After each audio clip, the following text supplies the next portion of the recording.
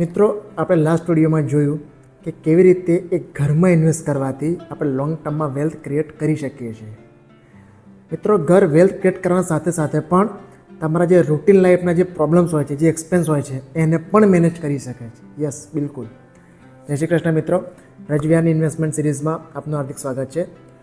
મિત્રો, જે રીતે ઘર લોંગ ટર્મમાં વેલ્થ ક્રિએટ કરે છે, એ રીતે પણ તમારે જે ડેલી રૂટીન્સ લાઈફ છે એના પ્રોબ્લેમ કેવી રીતે શેર કરે છે એ આપણે સ્ટેપ બાય સ્ટેપ જોઈએ. જેમ કે તમારે ઘરમાં ફર્નિચર કરાવવું છે, તો એના માટે તમારે કોઈ પર્સનલ લોન એક્સ્ટ્રા નહીં લેવા જવી પડે. બેંક તમને એ જ હોમ લોનના રેટ પર તમને ટોપઅપ આપી દેશે. તમારા ઘરે મેરેજ છે, તો મેરેજ માટે તમારે એક્સ્ટ્રા કોઈ ફંડ લેવાની, કોઈના પાસે ઉછીને લેવાની જરૂર નથી. બેંક તેના પર ટોપઅપ આપી દેશે તમને. તમારા બાળકો માટે કંઈ સ્પોર્ટ એકેડમી માટે ફંડ જોઈએ છે, યા તમારા એજ્યુકેશન પર્પઝે, એબ્રોડ પર્પઝથી તમારે ફંડ જોઈએ છે, તો અગેન તમે એ જ ઘર પર તમે એક્સ્ટ્રા ફંડ તમે લઈ શકો છો. તમે એને, જો તમે રહેતા ના હોય એ ઘરમાં, તો એને તમે રેન્ટ પર આપીને પણ તમે મંથલી એક રેન્ટ ક્રિએટ કરી શકો છો.